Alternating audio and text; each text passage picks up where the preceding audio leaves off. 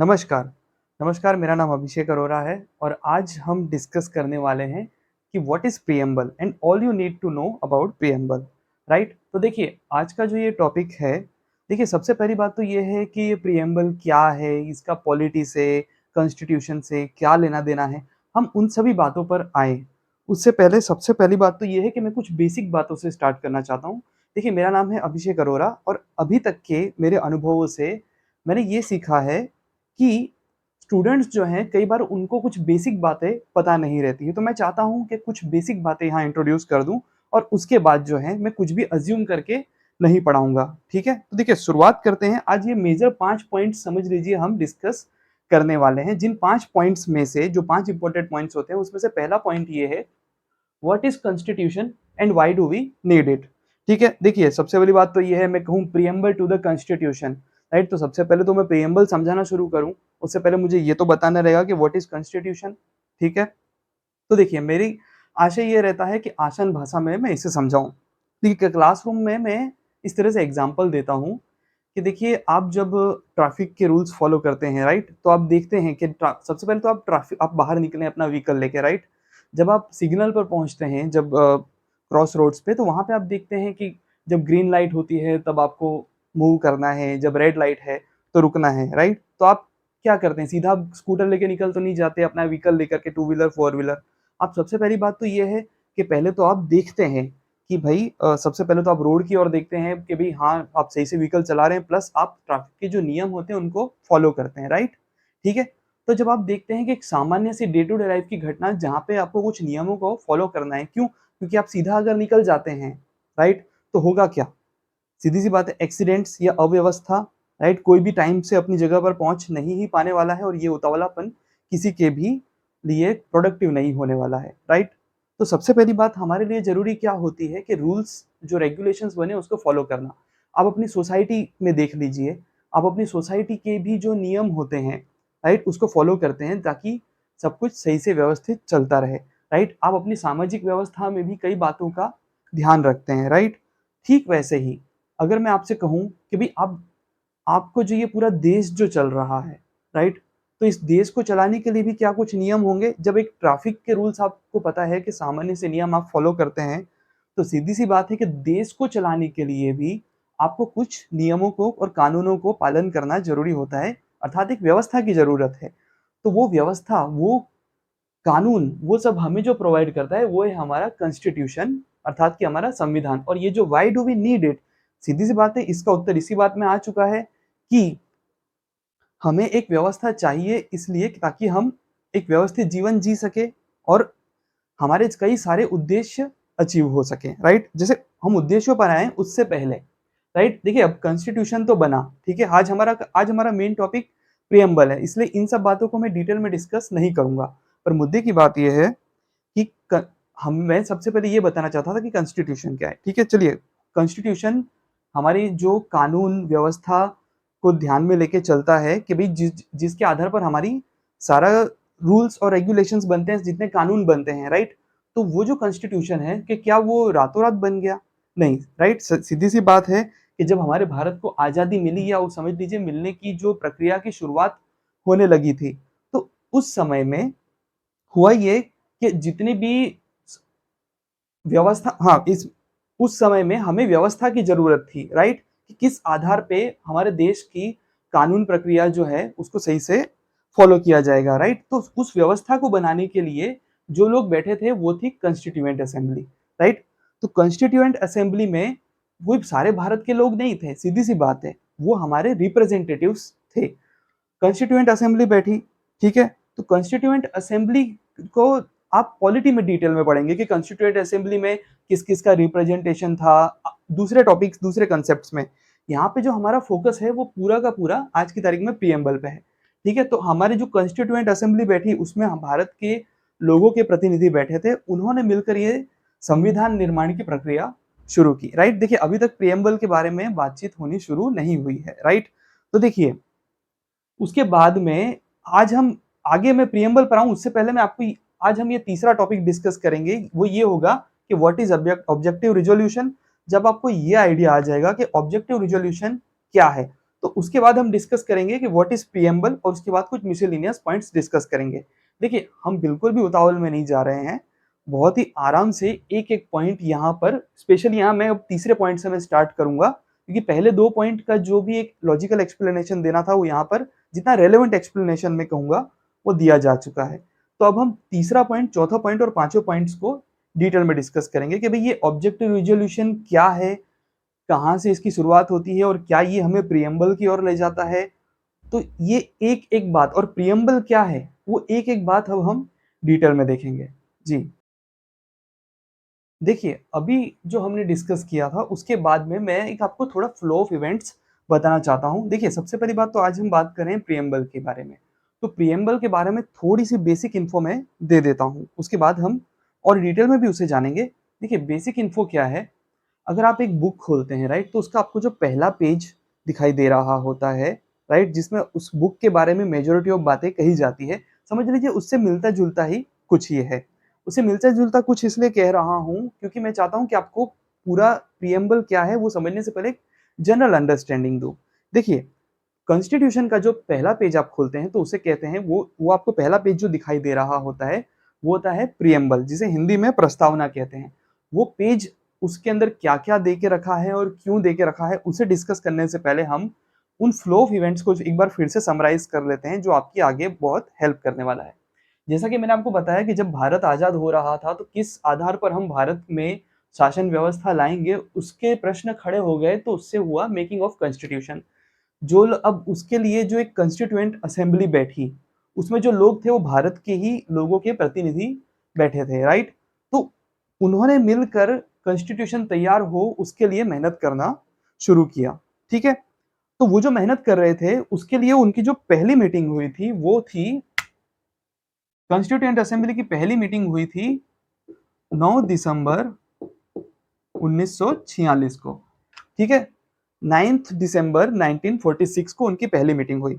पहली मीटिंग जो हुई उसके बाद, उसके 4 दिन बाद ही, लगभग लगभग नहीं, हाँ 13 तारीख को ही, कि 13 दिसंबर 1946 को पंडित जवाहरलाल नेहरू जी ने ऑब्जेक्टिव रिजोल्यूशन उस कॉन्स्टिट्यूएंट असेंबली में पेश किया।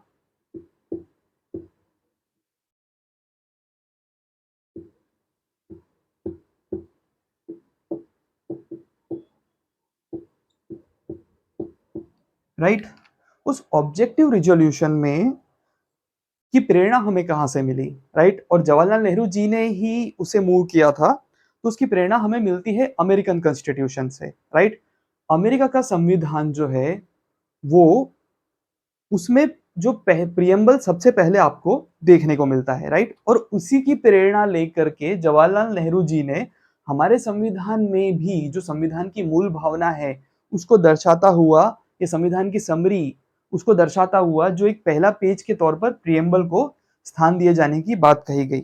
इस ऑब्जेक्टिव रिजोल्यूशन को 13 दिसंबर 1946 में संविधान सभा में, अर्थात की कॉन्स्टिट्यूएंट असेंबली में पेश किया गया। राइट, उसके बाद में आपको ये देखने को मिलता है, यही ऑब्जेक्टिव रिजोल्यूशन कुछ मेजरली पॉइंट्स कवर करते हुए प्रियम्बल के रूप में हमें देखने को मिलता है। राइट, तो देखिए, सबसे पहली बात तो हम प्रियम्बल पे आए उससे पहले हम ऑब्जेक्टिव रिजोल्यूशन के कुछ कीवर्ड्स जान लेते हैं कि ऑब्जेक्टिव रिजोल्यूशन में किस तरह की बातें कही गई थी। देखिए, जैसा कि मैंने कहा था कि ऑब्जेक्टिव रिजोल्यूशन जो है उसके कीवर्ड्स हम डिस्कस करेंगे, पर सबसे पहले तो हम ये जान लेते हैं कि what is the meaning of objective. Right, देखिए, मान लीजिए आप ये मेरा वीडियो क्यों देख रहे हैं। राइट, हो सकता है कि सीधी सी बात है आप प्रियम्बल के बारे में जानना चाहते हैं, आप मुझसे कुछ सीखना चाहते हैं, या हो सकता है आप मेरा पढ़ाने का तरीका भी देखना चाहते हो। राइट, मुद्दे की बात है कि आप कोई भी काम करते हैं तो आपका उसके पीछे का ऑब्जेक्टिव, अगर हिंदी में कहा जाए तो उद्देश्य क्या है, आप क्या अचीव करना चाहते हैं। राइट, तो संविधान का में जो ये ऑब्जेक्टिव रिजोल्यूशन जो कॉन्स्टिट्यूएंट असेंबली में लाया गया, उसका मतलब ही यही था कि हमने क्या क्या अचीव करना है। राइट, तो ध्यान से देखिए कि भाई सबसे पहली बात तो जो ये आया उसमें कीवर्ड्स क्या थे और इसका अडॉप्शन कब किया गया। इसके कीवर्ड्स थे कि भाई union of states, sovereign Republic, social, economic and political justice, safeguard minorities, backwards and tribals, freedom of thought and expression, faith and worship, equality of opportunity, equality of status and opportunity. Right. तो ये जो आपको keywords दिखाई दे रहे हैं, ये आपको मैं दिखा क्यों रहा हूँ और दिखाया है तो एक एक करके डिटेल में इसे प्रियम्बल डिस्कस करते टाइम एक्सप्लेन भी किया जाएगा। लेकिन अभी के लिए ये कीवर्ड आपको दिखाने की जरूरत क्या थी? आप जरूरत लगे तो वीडियो को पॉज कीजिए और फिर से इसे सुन लीजिए। क्लास में तो कई बार मैं इनका रिपीटिशन भी करवा देता हूँ।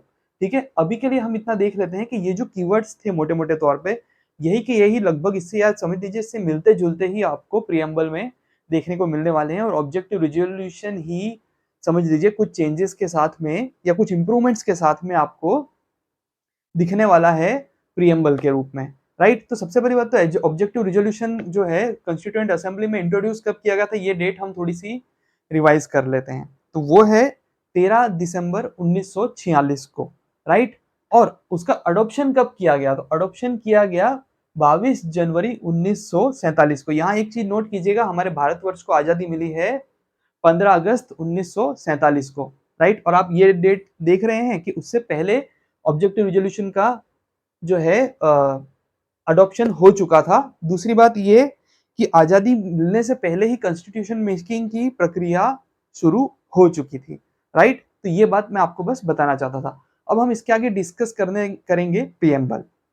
देखिए, मैं आपको एक्चुअल प्रियम्बल दिखा करके फिर उसके बाद आपको आइडिया देना शुरू करूं, उससे पहले बस एक आखिरी स्टेप हम फॉलो कर लेते हैं, राइट। कि एक्चुअली प्रियम्बल दिखता कैसा है, उसमें आपको क्या क्या देखने को मिलता है, वो जानने से पहले आखिरी स्टेप हम कर लेते हैं कि सबसे पहली बात तो प्रियम्बल को लेकर के जब हम प्रियम्बल की ओर देखते हैं तो पहली बात तो हमें क्या क्या आइडिया आता है और लोगों ने प्रियम्बल का मीनिंग किस किस तरह से निकाला है। कि आपको प्रियम्बल को देखकर एक्चुअली क्या महसूस होता है कि एक्चुअली ये है क्या, राइट। तो प्रियम्बल को लेके कुछ लोग का कहना है कि ये ऑब्जेक्टिव बताता है हमारे कॉन्स्टिट्यूशन का, जैसे कि ऑब्जेक्टिव रिजोल्यूशन की हमने बात की है। पर्पस क्या है और यूसेस क्या है, राइट। इसका हमें इस बारे में जानने को मिलता है। कुछ लोग का मानना है कि ये फिलोसॉफी के बारे में बताता है कि भाई कॉन्स्टिट्यूशन की फिलोसॉफी क्या है, राइट। दूसरी बात है, कुछ लोग का मानना है कि ये प्रीफेस है, फर्स्ट पेज है। जैसा कि मैंने कहा था डेफिनेशन के तौर पे आप कैसे देखते हैं, तो हमें प्रीफेस के, जैसे बुक होती है उसकी प्रीफेस होता है, तो उसका एक फर्स्ट पेज के तौर पर भी कुछ लोग प्रियम्बल को देखते हैं। दूसरी बात, कुछ लोग का मानना है कि आइडियाज ऑफ एस्पायरेशन से, देखिए जब आप एक एस्पायरेंट है, राइट, अगर आप एस्पायरेंट हैं तो मुद्दे की बात है आपके जो भी एस्पायरेशन होते हैं उसका आइडिया जिस तरह से आता है उसी तरह से प्रियम्बल को देख करके जो एस्पायरेशन हमारे हैं उसका आइडिया आता है कि हमें क्या अचीव करना है। कुछ लोग का मानना है ये इंट्रोडक्शन है, राइट। जैसे कि मैंने बताया था प्रियम्बल का हिंदी मतलब होता है प्रस्तावना, राइट। तो मुद्दे की बात यह है, कुछ लोग जैसे कि बुक का इंट्रोडक्शन होता है, आप वो पढ़ते हैं या किसी को हम इंट्रोड्यूस करते हैं, पहले उसके आने से पहले हम उसे उसका इंट्रोडक्शन देते हैं, तो प्रियम्बल को कुछ लोग इंट्रोडक्शन के तौर पे देखते हैं। कुछ लोग इंटेंशन ऑफ फ्रेमर्स कहते हैं। देखिए कॉन्स्टिट्यूएंट असेंबली में बैठे कौन थे, हमारे रिप्रेजेंटेटिव्स, राइट। तो उन लोगों की क्या इंटेंशन रही थी कि हमारा देश कैसा होना चाहिए, हमारे देश के लोगों को किस तरह से होना चाहिए, अर्थात कि हमें कैसा होना चाहिए, ये बात उन फ्रेमर्स की जो सोच थी हमें वो प्रियम्बल में देखने को मिलती है। कुछ लोग का मानना है कि भी core values of the nation, कि हमारे मूल्य, जीवन मूल्य, हमारे जो नैतिक मूल्य किस तरह के होने चाहिए। कुछ लोग का मानना है कि identity card of the constitution है ये। देखिए सबसे पहली बात तो आप होते हैं तो उसके बाद आपका आइडेंटिटी कार्ड आता है, राइट। तो मुद्दे की बात ये है कि भाई कॉन्स्टिट्यूशन का ये आइडेंटिटी कार्ड है जिससे पता चलता है कि हाँ ये कॉन्स्टिट्यूशन की बात हो रही है। कुछ लोग का मानना है समरी, सार। देखिए व्यक्तिगत तौर पे तो मुझे भी ऐसा दिखता है कि ये कॉन्स्टिट्यूशन की समरी है। प्रियम्बल जो आने वाला है अभी आपको उसको देखने को मिलेगा, उसकी इमेज इमेज या यहाँ पे बोर्ड पे भी लिखा हुआ देखने को मिलेगा। कॉन्स्टिट्यूशन की समरी मोटे मोटे तौर पे अगर एक निचोड़ एक जगह रख दिया जाए तो उसे मैं कहता हूं कि प्रियम्बल है, राइट। कॉन्स्टिट्यूशन में जो प्रियम्बल है वो कॉन्स्टिट्यूशन की ही समरी है, राइट। अब देखिए, अब मैं आपको थोड़ी देर में आपको मैं प्रियम्बल दिखाऊंगा, उससे पहले मैं चाहता हूं कि प्रियम्बल हमें किन चीजों का आइडिया देता है, राइट। ये चीजें बहुत काम आने वाली है। इस चीज को एक एक पार्ट जो है ना आपको ये याद होना चाहिए और आपके दिमाग में ये होना चाहिए। देखिए एग्जाम में इस तरह से क्वेश्चन आ सकता है कि भाई जो कॉन्स्टिट्यूशन में जो प्रियम्बल है, राइट, उस प्रियम्बल के में जो ऑब्जेक्टिव्स दे के रखे हैं उसको डिस्कस करो, राइट। तो वो बात आ सकती है। तो सबसे पहले आपको ये पता होना चाहिए कि ऑब्जेक्टिव्स क्या है, ठीक है। मैं आपको एक एक करके बता देता हूँ। जब आप प्रियम्बल की ओर देखते हैं तो आपको सबसे पहले तो देखिए एक एक चीज मैं आपको अभी दिखाने वाला हूँ कि ये मैं कह रहा हूँ तो क्यों कह रहा हूँ। सोर्स ऑफ द कॉन्स्टिट्यूशन पता चलता है, भी कॉन्स्टिट्यूशन का सोर्स कौन है, कॉन्स्टिट्यूशन को ये पावर जो है वो कहां से मिल रहा है, राइट। दूसरी बात, नेचर ऑफ इंडियन स्टेट, याद रखिएगा ये इंडियन स्टेट है, यहाँ पे कॉन्स्टिट्यूशन शब्द का उपयोग नहीं किया गया है, ऊपर कॉन्स्टिट्यूशन शब्द का उपयोग किया गया है अर्थात संविधान। तो आप कंफ्यूज मत होइएगा, भारत राज्य का नेचर क्या है, नेचर, राइट, नेचर का हिंदी मतलब जिस तरह से निकलता है स्वभाव, right, nature of Indian state. तीसरा जो है स्टेटमेंट ऑफ ऑब्जेक्टिव्स, जैसा कि मैंने आपको बताया था ऑब्जेक्टिव रिजोल्यूशन डिस्कस करते समय कि ऑब्जेक्टिव्स क्या होते हैं, राइट। तो देखिए जो हमको जो अचीव करना है, राइट, उन ऑब्जेक्टिव्स को वहां पे आपको देखने को मिलेंगे, राइट, वो कौन से ऑब्जेक्टिव्स है वो आपको देखने को मिलेगा और एक एक को हम डिटेल में डिस्कस करेंगे इस पार्ट्स को। चौथा पॉइंट है डेट ऑफ अडॉप्शन, कि हमारे कॉन्स्टिट्यूशन को अडॉप्ट कब किया गया, इन चार बातों का आपको प्रियम्बल को देखकर आइडिया आता है। तो बिना देर किए अब हम हमारे प्रियम्बल की ओर आगे बढ़ते हैं। देखिए अभी जो हमने डिस्कस किया था वो ये था कि भाई अभी तक में हम जो ये बातें कर रहे थे कि भाई कॉन्स्टिट्यूशन क्या है, उसे बनाने के लिए बैठी कॉन्स्टिट्यूएंट असेंबली में कौन थे, फिर उसके बाद वहाँ पे ऑब्जेक्टिव रिजोल्यूशन आया तो वो कौन लेकर आया, फिर ऑब्जेक्टिव रिजोल्यूशन में किस तरह के कीवर्ड्स थे और उसी से अल्टीमेटली जो प्रियम्बल निकल कर आया तो क्या मतलब किस तरह का निकल कर आया, उसकी जो बात कर रहे थे। अभी तक हमने यहाँ पर जो प्रियम्बल जो दिखता है अभी इस फॉर्म में, उसकी बात हमने शुरू नहीं की थी, तो अब हम सीधा बिना देर किए इस प्रियम्बल पर आ चुके हैं। तो ये है वो पहला पेज जिसे हम प्रियम्बल के नाम से जानते हैं। आपने इसे समरी के नाम से जाना, प्रीफेस के नाम से जाना, आइडेंटिटी कार्ड के नाम से जाना, या इसमें आपने ये जानने की कोशिश की कि इस फ्रेमर्स की इंटेंशन क्या थी, अल्टीमेटली जो भी था अब ये आपके सामने इस फॉर्म में है और आज के समय में भी ये इसी फॉर्म में हमें देखने को मिलता है, राइट। तो ये है हमारा preamble.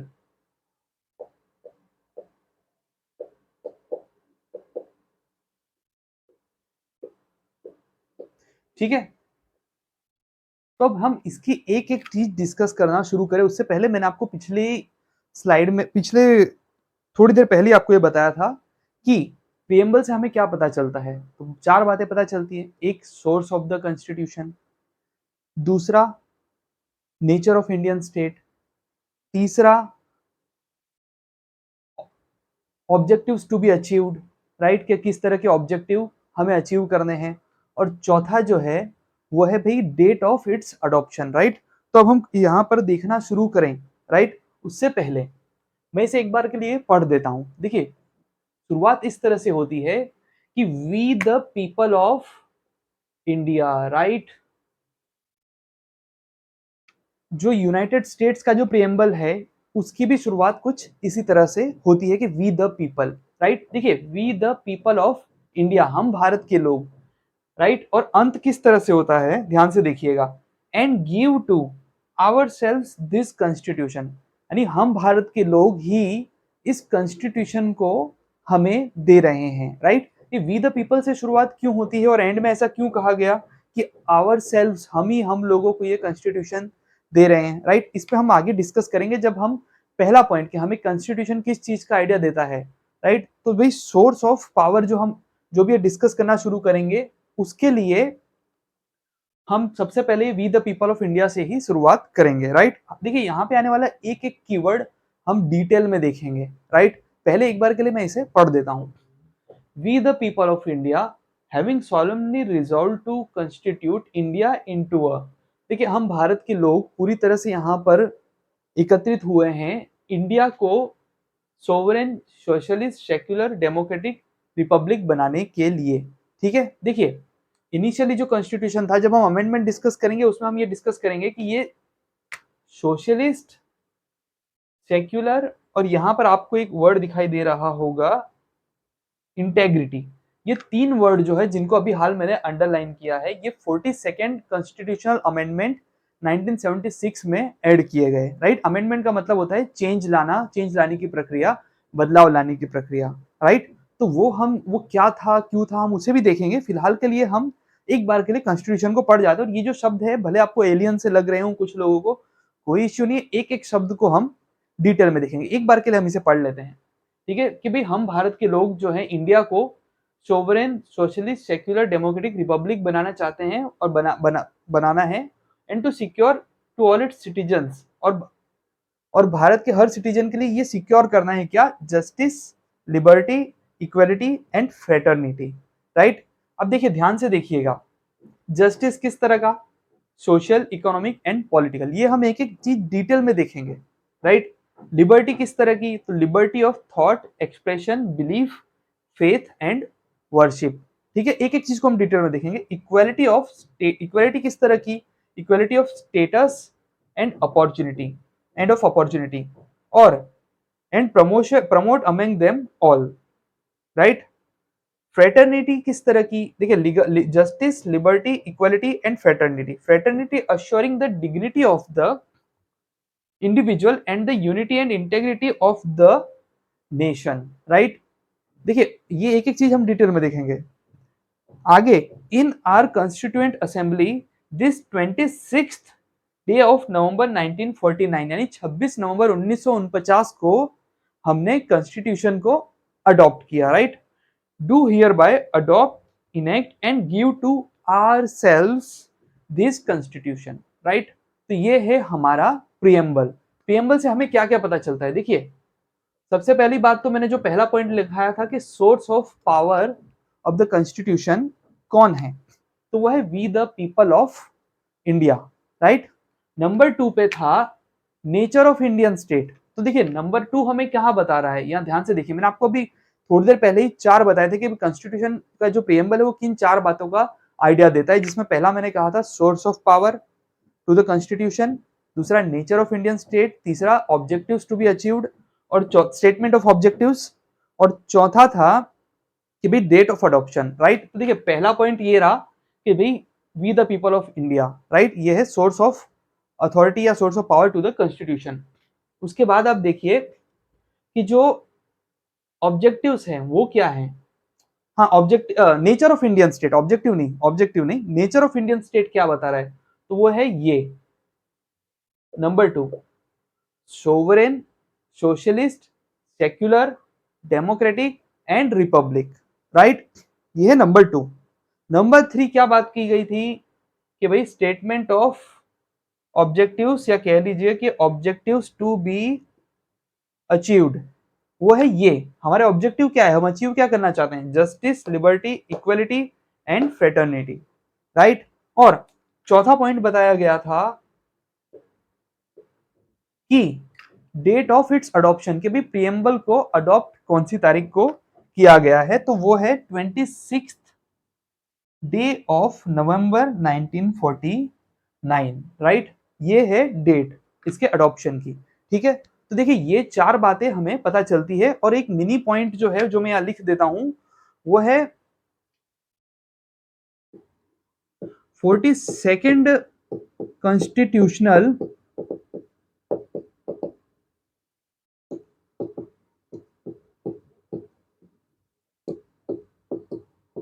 42nd constitutional amendment act 1976 से इसको फर्स्ट टाइम कॉन्स्टिट्यूशन को अमेंड किया गया, सॉरी कॉन्स्टिट्यूशन नहीं, कॉन्स्टिट्यूशन के प्रियम्बल को फर्स्ट टाइम अमेंड किया गया, जिसमें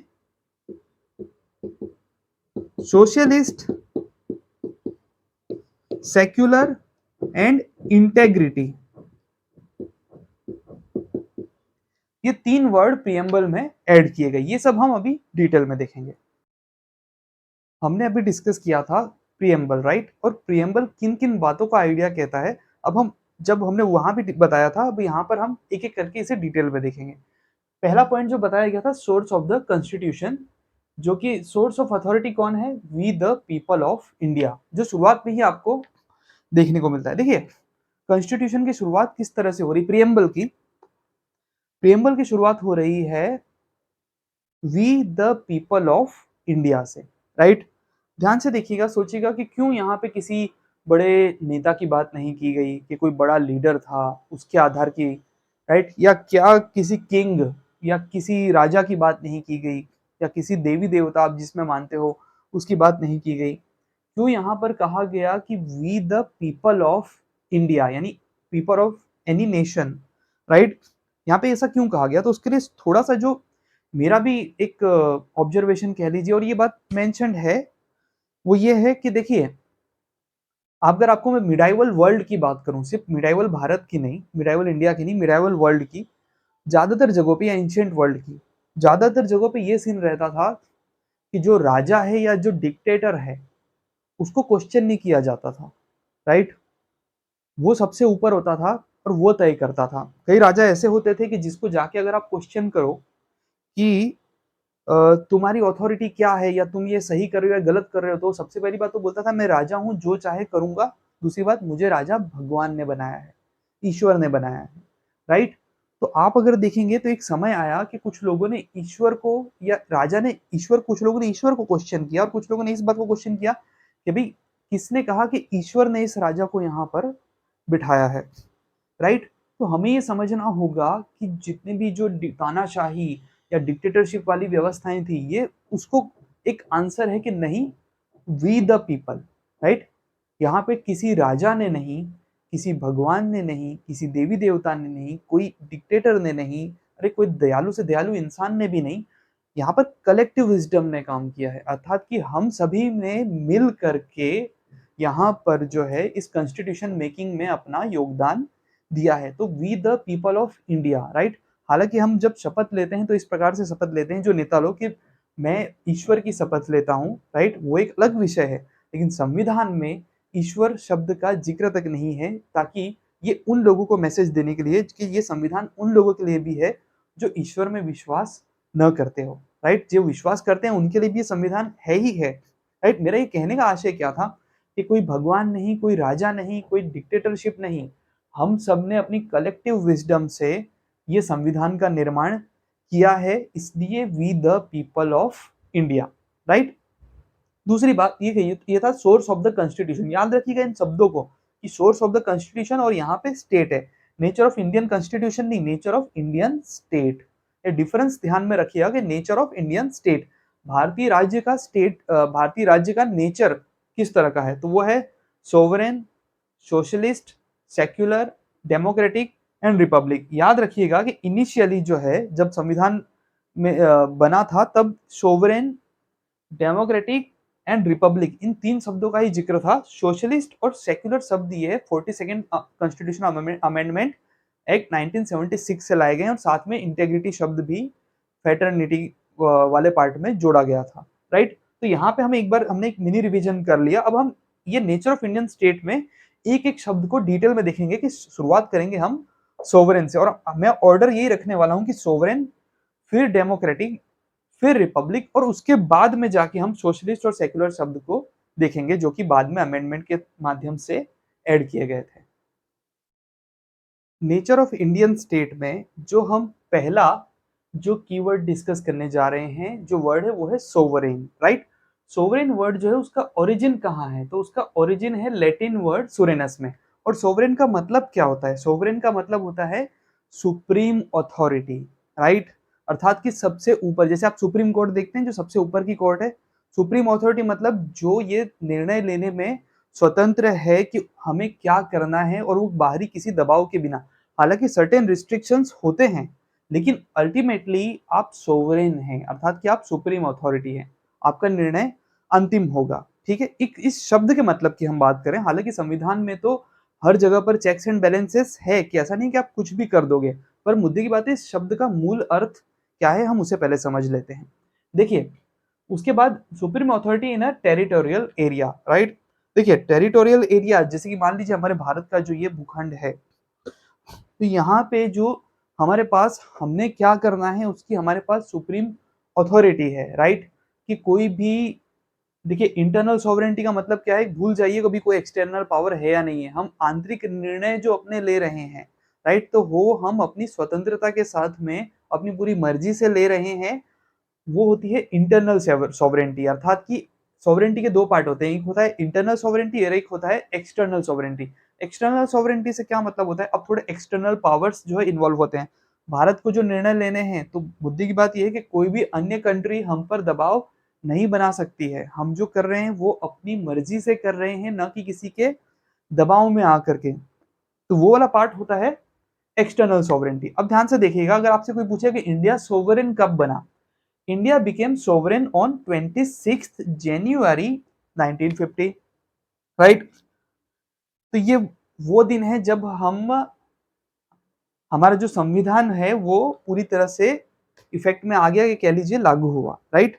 मुद्दे की बात क्या है, देखिए हमारा जो संविधान है वो जब तक लागू नहीं हुआ था, पूरी तरह से इफेक्ट में नहीं आया था, तब तक हम क्या थे, जैसे 1947, आप 1947 ले लीजिए, 15 अगस्त 1947 में भारत आजाद हुआ, लेकिन वो इस तरह से था कि तब जब तक हम खुद के कॉन्स्टिट्यूशन नहीं बना लेते हैं, तब तक तब तक जो है हम ब्रिटिश की डोमिनियन स्टेटस के अंदर रहने वाले हैं, तब तक हमारे ऊपर जो कानून लगने हैं वो वही ब्रिटिशर्स के ही लगभग लगभग लगने हैं, राइट। तो इंडिया जो है वो सॉवरेन कब हो गया, वो था 26 जनवरी 1950 को, राइट। इसलिए हम रिपब्लिक डे बनाते हैं 26 जनवरी को हर साल, ठीक है।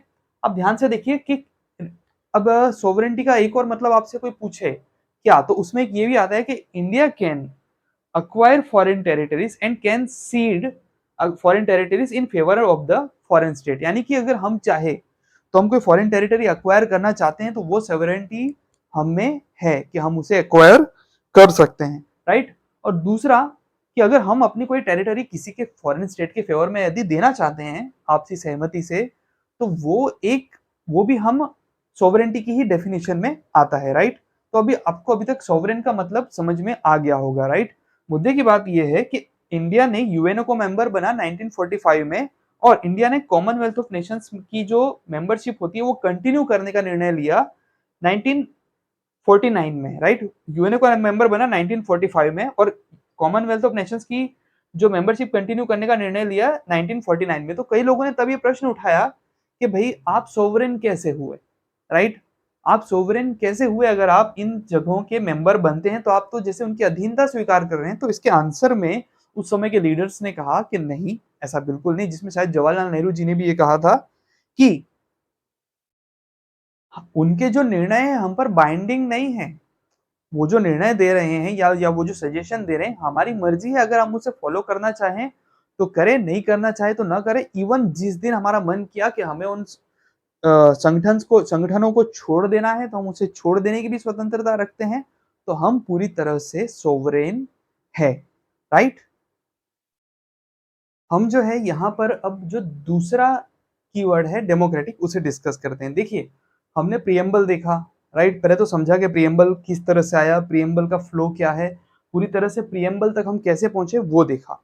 उसके बाद में प्रियम्बल में हमें क्या देखना है, तो पहला हमने देखा कि भाई source of power to the constitution, right. दूसरा देखा नेचर ऑफ इंडियन स्टेट, हम उसमें देखते हैं कि इंडियन स्टेट का नेचर क्या है। नेचर ऑफ इंडियन स्टेट का जो पहला कीवर्ड है वो था सोवरेन, जो हम देख चुके हैं। अब हम देख रहे हैं दूसरा कीवर्ड जो है डेमोक्रेटिक, राइट। अब देखिए डेमोक्रेसी तो शब्द हम इतनी बार सुन चुके हैं कि हम डेमोक्रेसी में लेते हैं रहते हैं, इंडिया एक डेमोक्रेटिक कंट्री है, राइट। तो इस तरह की बातें आपने कई बार सुनी हुई है। आसान भाषा में हिंदी में इसे कहते हैं जनतंत्र। तंत्र मतलब व्यवस्था, चलना, और जन का मतलब होता है लोग, लोगों द्वारा चलाए जाने वाला तंत्र अर्थात जनतंत्र, जिसे शायद ये ग्रीक वर्ड है जिसे ग्रीक में डेमोस कहते हैं। डेमोस का मतलब होता है पीपल और क्रेशिया का मतलब होता है रूल, ये ग्रीक वर्ड ही है। तो डेमोक्रेटिक का मतलब होता है रूल बाय पीपल, राइट, लोगों द्वारा किया जाने वाला शासन, राइट। अब देखिए डेमोक्रेसी का मतलब क्या होता है, लोग कैसे चला रहे हैं। तो एक तो होता है भाई डायरेक्ट डेमोक्रेसी और एक होता है इनडायरेक्ट डेमोक्रेसी। डायरेक्ट डेमोक्रेसी वो होती है कि जहां पर पूरी तरह से एक्टिव पार्टिसिपेशन पूरी तरह से पब्लिक का होता है और कंटिन्यूअस लगभग समझ लीजिए पार्टिसिपेशन है। फॉर एग्जांपल रेफरेंडम के माध्यम से, प्लेबिसाइड के माध्यम से, यानी जनमत संग्रह, लोगों का मत लेकर के बड़ी बड़ी पॉलिसीज पे मत मत लिए जा रहे हैं, राइट। तो वो होता है डायरेक्ट डेमोक्रेसी, जहां पे पब्लिक एक्टिवली पार्टिसिपेट करती है, राइट। इवन जो राइट टू रिकॉल, राइट, के आपने जो प्रतिनिधि चुन के भेजा है उसको आपको फिर से बुला लेना है, तो पब्लिकली आके एक्टिवली पार्टिसिपेट करती है कि इसको इसके टेन्योर पूरा होने से पहले आप वापस ले आइए। डायरेक्ट डेमोक्रेसी मैंने आपको बताया कि जिसमें पब्लिक बहुत ही ज्यादा एक्टिवली पार्टिसिपेट करती है। इनडायरेक्ट डेमोक्रेसी, देखिए आप भारतवर्ष से यदि हैं तो भारत में हम लोग जो हमारे लीडर चुन के भेजते हैं तो वो हमारे रिप्रेजेंटेटिव वहां जाके बैठे हैं, और एक जो उनको समय काल मिला है उस समय काल तक वो उस पद पर बैठने वाले हैं। एक्सेप्शंस को फिलहाल की अगर हम साइड में रखें कि एक्सेप्शनल केस में उसे वहां से हटा दिया गया वो एक अलग बात है, लेकिन जब तक उसकी सदस्यता नहीं जाती है तब तक तो वो उस जगह पर जाकर बैठने ही वाला है, और वो हमारे रिप्रेजेंटेटिव यानी हमारे प्रतिनिधि के तौर पर वहां पर गया है। तो वो होती है हमारे भारत में जो फॉलो की जा रही है कि भाई डेमोक्रेसी में जो rule by the rule on behalf of the people but rule by the representative, अर्थात कि जो रिप्रेजेंटेटिव है वो रूल कर रहा है अपने लोगों के प्रतिनिधि के रूप में। उसका रिप्रेजेंटेटिव का मतलब ही यही होता है। तो वो होती है इनडायरेक्ट डेमोक्रेसी। और देखिए इन दोनों ही जगह पर आप देखोगे अगर ध्यान से तो वो एक चीज आती है इलेक्शन, राइट। देखिए इलेक्शन अर्थात कि चुनाव, तो चुनाव डेमोक्रेसी फ्लरिश कर सके उसके लिए कैसे होने चाहिए? फ्री इलेक्शन, फ्री का मतलब यहाँ पर मुफ्त नहीं, बिना किसी दबाव के, रोक टोक के, हिंड्रेंस के, free election, free and fair, right. दूसरा है, देखिए अब ध्यान से देखिएगा कि फेयर इलेक्शन मतलब क्या है। देखिए फ्री इलेक्शन, मान लीजिए बिना किसी दबाव के, रोक टोक के इंसान वहां जाके खड़ा हो गया वोटिंग मशीन के सामने, राइट। अगर वो बटन दबाता है तो उसके दिमाग में ये आने लगे कि ये मैं जिस उम्मीदवार को डाल रहा हूँ उसकी वजह अगर किसी और को तो नहीं पहुंच रहा है, तो अगर ये बात उसके मन में आ गई तो उसको लगेगा कि शायद अगर किसी और को पहुंच रहा है तो वो इलेक्शन फेयर नहीं हुआ। और अगर वो फेयर नहीं है तो सोचेगा मेरा वहां जाने का मतलब ही क्या रहा, राइट, घर ही बैठूं उससे। तो फ्री एंड फेयर इलेक्शन, चलिए फ्री इलेक्शन हो गया, फेयर इलेक्शन हो गया। लेकिन एक चीज जो कही जाती है वो है पीरियोडिक इलेक्शन। मुद्दे की बात है कि अभी इलेक्शन कराया गया, आज से फिर बाद में कहा जाए कि 10-15 साल बाद इलेक्शन कराएंगे, या 20 साल बाद, 30 साल बाद, 40-50-60 साल बाद इलेक्शन कराएंगे, तो फिर मतलब ही क्या रह गया डेमोक्रेसी का, राइट। तो पीरियोडिक यानी कि एक टाइम सेट करके लोगों द्वारा कि इस टाइम के गैप पर हम लोग फिर से इलेक्शन करवाएंगे, तो ये इससे डेमोक्रेसी सुदृढ़ होती है, राइट। डेमोक्रेसी को बूस्ट मिलता है, डेमोक्रेसी स्ट्रांग होती है। तो ये था हमारा दूसरा keyword, nature of Indian state में डेमोक्रेटिक। अब हम हमारा तीसरा कीवर्ड डिस्कस करेंगे और वो है रिपब्लिक।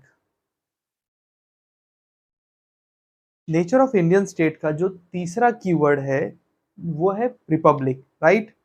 रिपब्लिक जो है उसमें हमने देखना है उसका जो आम भाषा में जो मतलब निकलता है, देखिए पब्लिक के द्वारा, राइट, कि भाई उसमें आपको एक जो मेजर डिफरेंस जो समझना होगा वो ये है कि head of the state is elected and not nominated by heredity, right. याद रखिएगा कि जो हमारा जो हेड ऑफ स्टेट होता है, राइट, तो वो जो है उसको एक इलेक्शन प्रोसेस के थ्रू आया है। वो ऐसा नहीं है कि वो कोई किसी परिवार से ताल्लुक रखता था या किसी राजा का बेटा था, तो या कोई परंपरा चली आ रही थी, उस परंपरा को फॉलो करते हुए उस व्यक्ति को वहां पर एक स्टेट के हेड के तौर पे बिठा दिया गया है। नहीं, यहाँ पर प्रॉपर इलेक्शन होता है और access to public offices without any discrimination, right. ये चीज रहती है कि भाई कोई भी इंसान जो है वो हेड ऑफ द स्टेट बनने के बारे में सोच सकता है यदि वो कानून की कुछ मिनिमम रिक्वायरमेंट्स पूरी करता हो जो हमारे कानून में मेंशन्ड है, राइट। तो यहाँ पर मूल चीज ये समझनी होगी कि जो हेड ऑफ द स्टेट है, स्टेट को जो हेड करता है वो इलेक्टेड व्यक्ति है, कोई नॉमिनेटेड नहीं है, राइट। आगे देख लीजिए, अगर आपसे पूछा जाए कि इंडिया में जो इलेक्टेड हेड ऑफ स्टेट कौन है, तो वो है प्रेसिडेंट, और वो इलेक्टेड है इसलिए हम रिपब्लिक है, राइट। दूसरी बात ये है, देखिए अभी हाल जो हमने कहा था कि भी not nominated by heredity, right, यहाँ पे जो कहा गया है तो उससे आपको ये मानी कि कोई ऐसे वंशानुगत कोई ऐसा नॉमिनेशन किया गया हो या रिकमेंडेशन की गई हो कि इसको ही बनाओ, ऐसा नहीं है। आप देखिए मोनार्की वर्सेस रिपब्लिक, इसका अंतर क्या है? अगर आप रिपब्लिक वर्ड आ गया तो आपको समझ जाना चाहिए कि यहाँ पे मोनार्की के कुछ अगेंस्ट है। कैसे? कि देखिए मोनार्की में क्या होता है कि राजा का ही वंशज आगे अगला राजा के रूप में आता है, जो राजा की ओर से जिसको रिकमेंड किया जाता है, राइट। रिपब्लिक में ऐसा नहीं है। रिपब्लिक में तो इलेक्टेड पर्सन ही वहां पर हेड ऑफ द स्टेट के तौर पर हो सकता है। उसका आशय ये रहता है कि भी wasting political sovereignty in the people, यानी पूरी तरह से बताया क्या कहा गया है कि कोई तुम्हारा ऐसा माई बाप नहीं है जो तुम्हारे ऊपर, जैसे वो राजा है तो तुम्हें उसके आगे शीश झुकाना है और उसके वंशज भी तुम्हें रूल कर रहे हैं, ये मैसेज नहीं है। हम ही लोगों ने हम में से ही किसी को चुन करके वहां पर भेजा है, आशय ये है, राइट। और अगर आपसे पूछा जाए इसका एक एग्जांपल दो, तो मोनार्की में तो देखिए एक तो है हमारे ब्रिटेन, और यहाँ पर रिपब्लिक में आप देख लीजिए इंडिया, राइट। मोनार्की, देखिए ब्रिटेन में जो है कॉन्स्टिट्यूशन जो है वो उसके आधार पर ही सब कुछ होता है, राइट। और मोनार्की जो है वो भी उस बात को एक्सेप्ट करती है, तो वो कॉन्स्टिट्यूशनल मोनार्की है जो कि आपको ब्रिटेन में देखने को मिलती है। हमारे यहाँ पर रिपब्लिक है। रिपब्लिक अर्थात कि यहाँ पे जो हेड ऑफ द स्टेट होता है वो इलेक्टेड होता है, न कि नॉमिनेटेड। यहाँ कोई राजा नहीं है, राइट। और एब्सेंस और किसी प्रिविलेज क्लास के न होने के कारण जो पब्लिक ऑफिसेस होती है वो विदाउट एनी डिस्क्रिमिनेशन लोगों के लिए खुली होती है। नेचर ऑफ इंडियन स्टेट में अब हम जो अगला हमारा कीवर्ड डिस्कस करने जा रहे हैं वो है सोशलिस्ट, राइट। अब देखिए नेचर ऑफ इंडियन स्टेट जो है एक्चुअली उसका करेक्ट ऑर्डर क्या है, वो है sovereign, socialist, secular, democratic, Republic, right. लेकिन मैंने सबसे पहले आपको क्या कराया, सोवरेन, फिर उसके बाद में डेमोक्रेटिक और उसके बाद में मैंने रिपब्लिक ये वर्ड टच किया और उसके बाद अब मैं आया हूँ फिर से इधर बीच में सोशलिस्ट पे। उसके पीछे का रीजन यही है, मैं चाहता था कि आपको एक ऑर्डर में पता चले कि इनिशियली हमारे संविधान में अर्थात हमारे और उसमें अभी हमारे प्रियम्बल में जो ऑर्डर देके रखा था वो ये था सोवरेन, डेमोक्रेटिक, रिपब्लिक। लेकिन 42nd कॉन्स्टिट्यूशनल अमेंडमेंट एक्ट 1976 के द्वारा यहाँ पर थोड़े बदलाव किए गए और उसमें या एडिशन किए गए हम कह सकते हैं, उसमें सोशलिस्ट और सेक्युलर ये दो शब्द और ऐड कर दिए गए और जो ऑब्जेक्टिव में फ्रेटर्निटी के साथ में आगे इंटेग्रिटी शब्द भी ऐड किया गया। लेकिन हम जो नेचर ऑफ इंडियन स्टेट की बात करते हैं वहां पे सोशलिस्ट और सेक्युलर शब्द ऐड किया गया। तो अब हम अमेंडमेंट के थ्रू ऐड किए हुए इस वर्ड की ओर फोकस करते हैं, वो है सोशलिस्ट। अब देखिए सोशलिस्ट शब्द को एक्सप्लेन करना शुरू करूं उससे पहले आपको दो सिस्टम के बारे में समझना होगा, एक है कैपिटलिज्म और एक है सोशलिज्म। ये वर्ल्ड हिस्ट्री की क्लास नहीं है तो यहाँ पर डिटेल में तो इसमें एक्सप्लेन नहीं किया जाएगा, बट समरी के तौर पे मुझे बताना हो तो कैपिटलिज्म वो व्यवस्था है कि जहाँ पे मार्केट फोर्सेस जो हैं वो तय करती है मार्केट में प्राइस, रेट एक्सेट्रा क्या होगा। मार्केट के फैक्टर्स को मार्केट की ओर छोड़ दिया जाता है और सरकार का इंटरवेंशन यहाँ पर नहीं होता। सरकार एकमात्र फैसिलिटेटर या ऑब्जर्वर के तौर पर गवर्नमेंट जो है वो होती है, राइट। और सोशलिज्म में क्या होता है, सोशलिज्म में सरकार सिर्फ ऑब्जर्वेट न तो फैसिलिटेटर होती है ना ऑब्जर्वर, वो पूरी तरह से एक एक्टर होती है। सरकार ये तय करती है कि हमने जो है मार्केट में रेट क्या होना चाहिए और जो श्रम है, श्रमिक हैं, उनसे श्रम का योगदान दिया जाएगा और उनको उतना ही दिया जाएगा जितने की उनको जरूरत है। कैपिटलिज्म वो व्यवस्था है कि जहाँ पे कुछ लोगों का मानना है कि अमीर और अमीर होता जाता है और गरीब और गरीब होता जाता है, और उसी के काउंटर में जो निकल कर आया था सोशलिज्म कि नहीं, सरकार को इंटरवीन करना होगा। क्यों? क्योंकि अमीर तो हमेशा अमीर ही होते जाना चाहता होगा, इसलिए वो शोषणकारी जो तरीके हैं उनको कभी छोड़ने वाला नहीं है, उल्टा उसको बढ़ावा ही देने वाला है, क्योंकि मार्केट में उसे अपना प्रॉफिट बढ़ाना है तो वो हमेशा लेबर को तो एक और ही धकेलता जाएगा कि भाई आप कम से कम जो है उसमें काम करने को तैयार हो जाओ। सोशलिज्म क्या कहता है कि यहाँ कम से कम में नहीं काम कराना है, आपसे आपसे जितना लिया गया है हर कोई अपने श्रम का रोजगार देगा और सरकार जो है वो वितरण करेगी कि लोगों की आवश्यकता के आधार पर उन्हें दिया जाएगा, अर्थात कि संग्रहखोरी नहीं। और जो रिसोर्सेस हैं उसका कोई कहीं पर भी कॉन्सेंट्रेशन नहीं, अर्थात कि एक जगह इकट्ठे हो जाना नहीं, लोगों को उचित रूप में चीजें बांटी जाएगी, राइट। तो सोशलिज्म ये कहता है, एक बार समराइज वे में फिर से, कैपिटलिज्म यानी मार्केट तय करेगा कि किसको क्या और कितना मिलना चाहिए। सोशलिज्म नहीं, सरकार तय करेगी, सरकार एक्टिवली पार्टिसिपेट करेगी।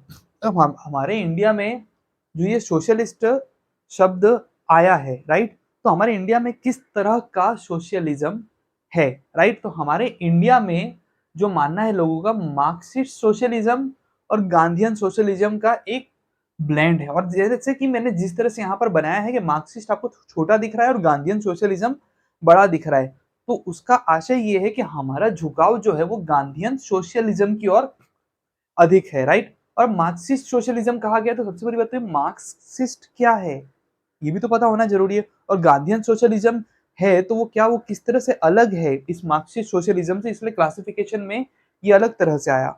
देखिए जब लेबर क्लास का शोषण हो रहा था और अमीर होते जा रहे थे और गरीब होते जा रहे थे, तो उस समय एक विद्वान आए कार्ल मार्क्स, उन्होंने कहा कि ये कब तक चलेगा, राइट।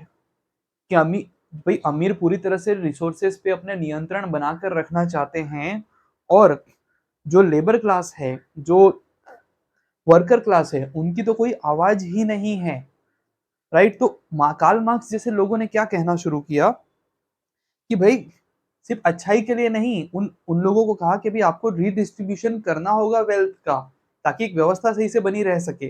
नहीं तो कल को वायलेंट रिवॉल्यूशन होगा और उन अमीरों से वो सारी चीजें छीन ली जाएगी। उन लोगों से जो वेल्थ का कंसंट्रेशन करके बैठे हैं सब कुछ छीन लिया जाएगा, अर्थात कि अहिंसक तरीके अपनाए जाएंगे।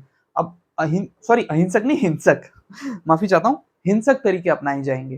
तो जो हिंसक तरीके अपनाए जाएंगे, तो एक तरफ तो यहाँ आपको दिख रहा है मार्क्सिस्ट हिंसक तरीके, और अगर सोशलिज्म, तो क्या हम यहाँ पे सोशलिज्म जो है उसमें क्या हम हिंसक तरीकों को अपनाने का सपोर्ट कर रहे हैं? नहीं। इसलिए यहाँ पे ये सोशलिज्म के आगे एक एडजेक्टिव आया, इंडियन सोशलिज्म। कैसा सोशलिज्म? इंडियन सोशलिज्म, यानी सोशलिज्म का हमारा अपना एक मॉडल है जिसमें हम गांधीयन सोशलिज्म को, और हमारा झुकाव ज्यादा है इसलिए मैंने इसको थोड़ा बड़ा दिखाया है, राइट। गांधीयन सोशलिज्म की ओर झुकाव ज्यादा है, नहीं देखिए क्यों, ये तो हिंसक व्याख्या है ना, कि हिंसा की ओर इशारा करना यहाँ पर बात हो रही है अहिंसक तरीके अपनाने की। गांधी जी का कहना क्या था कि देखियो कैपिटलिस्ट है, आप इन्वेस्टमेंट करते हैं, आप जो है लोगों को रोजगार दे रहे हैं, आप बुरे लोग नहीं हैं। बात सिर्फ इतनी सी है कि जो ट्रस्टीशिप का सिद्धांत गांधी जी देते थे वो ये कहते थे कि आपको वेल्थ का रीडिस्ट्रीब्यूशन करना है, आप अपना थोड़ा पार्ट रखिए, ठीक है, आप थोड़ा अच्छा सा पार्ट रख लीजिए, लेकिन बाकी जो है वो आपको रीडिस्ट्रीब्यूट करना है, अच्छे कामों में वो पैसा लगाना है, राइट। तो वो है गांधीयन सोशलिज्म। गांधीयन सोशलिज्म की एक विशेषता ये है, गांधी जी कहते थे कि वो सेल्फ सफिशिएंट विलेज रिपब्लिक्स बनाना चाहते थे, कि जहां पे विलेज इंडिपेंडेंटली और वो सेल्फ सफिशिएंट हो, अर्थात आत्मनिर्भर हो, राइट, जिसमें श्रमिक अपने श्रम का योगदान देगा और जॉइंटली ओन्ड रिसोर्सेस होंगे, अर्थात कि जो रिसोर्सेस है उनकी कॉमन ओनरशिप या जॉइंट ओनरशिप उनकी होगी। ये गांधी जी का मत था। तो आप देखेंगे कि ये अब हाँ, अगर हम चाहें तो आप ये कह सकते हैं इस मार्क्सिस्ट सब को हटा दो, इसको क्यों बना के रखा है, पर सच्चाई तो यही है ना कि भाई इनिशियली जो सोशलिज्म जो निकला, उसका जो थॉट प्रोसेस निकली, उसमें कार्ल मार्क्स का बहुत बड़ा योगदान है। तो इसलिए कंसेप्ट के तौर पे तो मार्क्सिस्ट सोशलिज्म शब्द का उपयोग किया जाएगा, बट बात सिर्फ इतनी सी है कि हमने मार्क्सिस्ट सोशलिज्म में जो अच्छी बातें थी बस उन्हीं को लिया, हिंसा को नहीं लिया, और अहिंसक तरीके से गांधी जी का जो सोशलिज्म है उसकी ओर हमारा झुकाव ज्यादा है। तो ये निकला इंडियन मॉडल ऑफ सोशलिज्म। मैंने आपको कैपिटलिज्म और सोशलिज्म समझाया। अब इंडिया में किस तरह का मॉडल फॉलो किया जाता है, तो इंडिया में इन दोनों का एक ब्लेंड, इनका एक मिक्स फॉलो किया जाता है, कि जिसमें कुछ जगहों पे मार्केट में मार्केट प्लेयर्स को, अर्थात कंपनियों को, और जो मार्केट में जितने भी स्टेक होल्डर्स हैं उनको ये स्वतंत्रता होती है अपने आधार पर डील करने की, और मार्केट फैक्टर से डिसाइड करते हैं। कुछ जगहों पर सरकार का नियंत्रण है पूरी तरह से, कुछ क्षेत्र सरकार के हाथ में है जहां पे सरकार भी इंटरवेंशन करती है। अगर आपने देखा होगा कि पब्लिक और प्राइवेट जो मॉडल जो होते हैं ये उनके ओर इशारा है, राइट। ओके।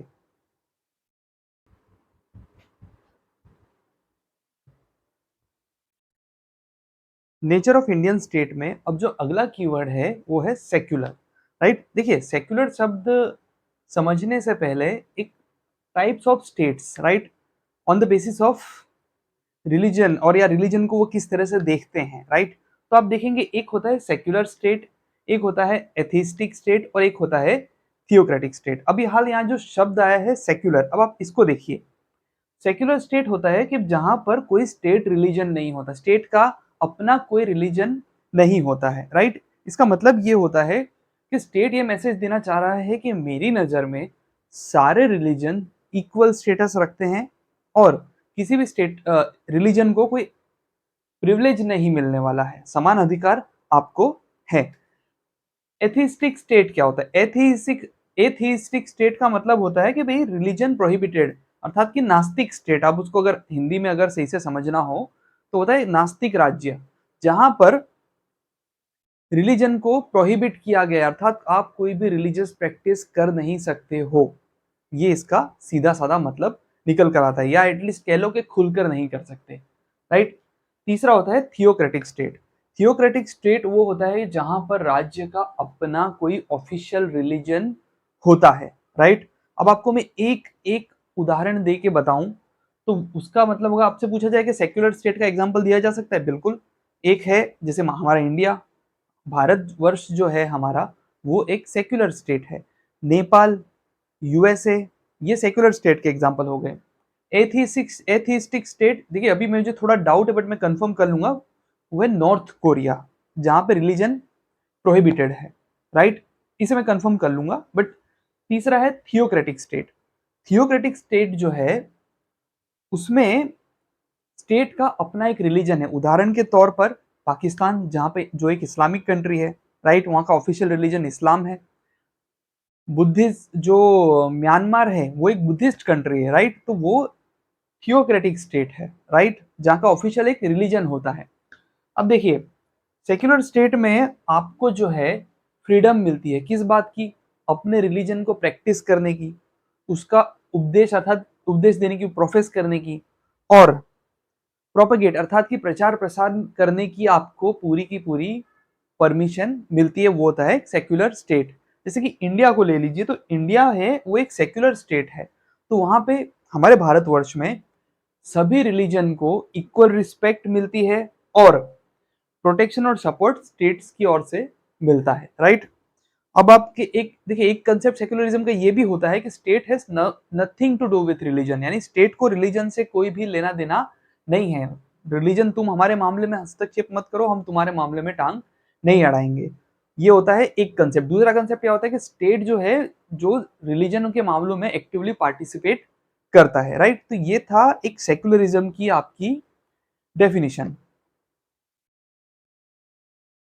हमने अभी तक जो नेचर ऑफ इंडियन स्टेट में अभी हाल हमने जो बाद में ऐड किए हुए जो टर्म्स को समझा कि भाई सोशलिस्ट और सेक्युलर जो है वो 42nd कॉन्स्टिट्यूशनल अमेंडमेंट एक्ट 1976 द्वारा ऐड किए गए। पर मन में ये प्रश्न आ सकता है कि ये क्यों ऐड किए गए, राइट, फिर चाहे वो सोशलिस्ट टर्म हो या सेक्युलर। तो देखिए हमारे प्रियम्बल में शुरुआत से ये सोशलिस्ट और सेक्युलर शब्द नहीं थे, राइट, लेकिन ये ऐड क्यों किए गए। देखिए सोशलिस्ट वर्ड ऐड किया to added to address that part 4 of our constitution DPSP provides the socialist nature to our constitution. देखिए हमारा संविधान कई भागों में विभक्त है, तो शुरुआत से जो पार्ट 4 है वो डीपीएसपी है, directive principle of state policy.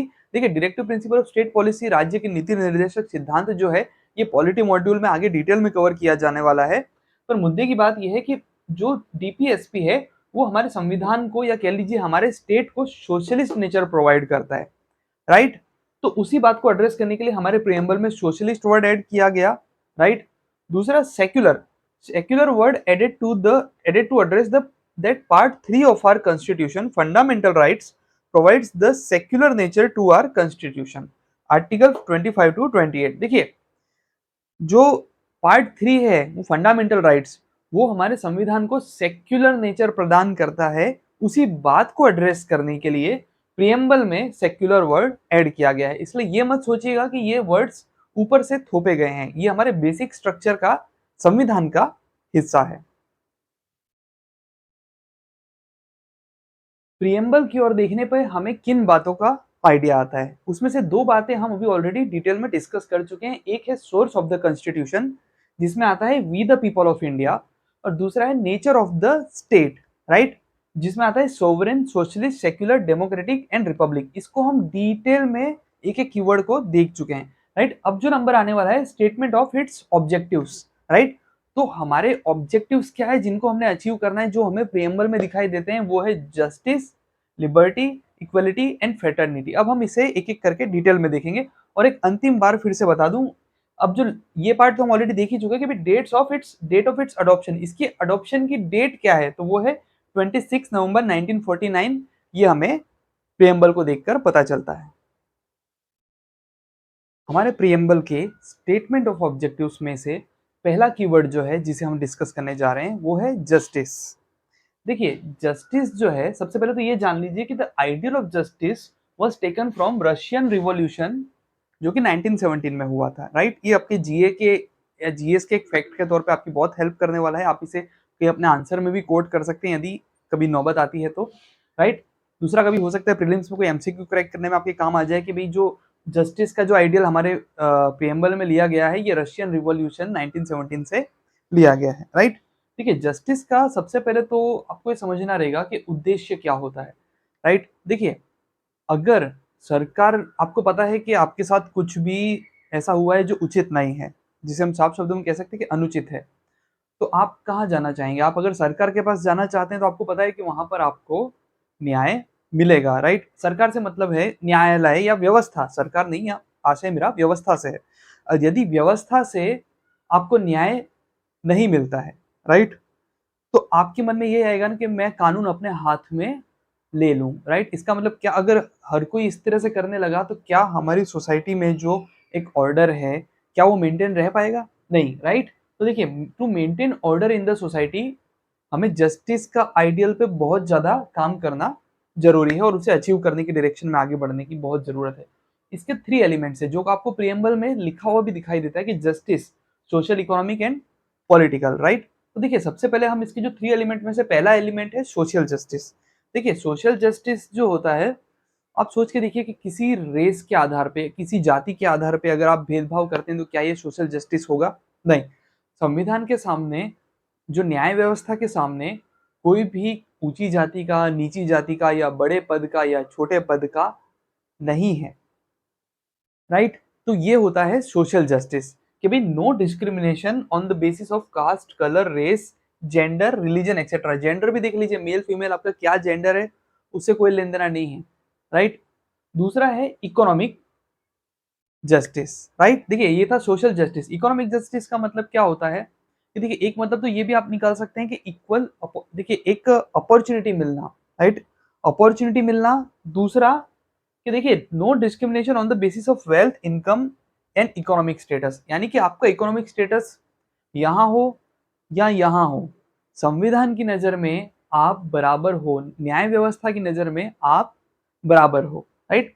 Political, देखिए पॉलिटिकल जस्टिस क्या होता है कि भाई हर नागरिक को, जो देखिए मिनिमम जो रिक्वायरमेंट फॉलो करते हुए, जो हमारे जो भी मेंशन्ड होंगे उसमें ये है, जो संविधान में जो रिक्वायरमेंट्स मेंशन्ड है उसको पूरी करते हुए आपको इक्वल पॉलिटिकल राइट मिलता है। आप जो पब्लिक ऑफिसेस है उसको इक्वली एक्सेस कर सकते हैं, क्योंकि यहाँ पे किसी भी प्रकार के प्रिविलेज के लिए स्कोप नहीं है, राइट? तो ये है हमारा पॉलिटिकल जस्टिस कि आपकी है equal voice in government, right? Okay. Statement of its objective में से जो दूसरा कीवर्ड है वो है लिबर्टी, राइट? देखिए, जो उसके आगे के जो, देखिए पहला कीवर्ड है जस्टिस, उसके आगे 3 और कीवर्ड है, वो है लिबर्टी, इक्वलिटी एंड फ्रेटर्निटी। ये जो तीनों वर्ड्स हैं, ये तीनों के तीनों फ्रेंच रिवॉल्यूशन से लिए गए हैं, जो कि 1789 से 1799 के बीच में हुआ था, जिसमें से हमने लिबर्टी, इक्वलिटी एंड फ्रेटर्निटी ये तीनों शब्द लिए हैं। देखिए, सबसे पहली बात तो ये है, लिबर्टी को आपको समझना है तो उसका मतलब सिंपल सा है कि आपको सब फ्रीडम समझना रहेगा। देखिए, फ्रीडम वो होता है जो आपको कोई दे। उदाहरण के तौर पर आपके पेरेंट्स बोलते हैं ना कि भाई हमने आपको फ्रीडम दी है, राइट? या आपके जहाँ पे भी आप, कहीं पे भी आप किसी संस्था में का हिस्सा बनते हैं तो वहाँ आपको कुछ करने की फ्रीडम है, तो वो उन लोगों ने आपको दी है, राइट?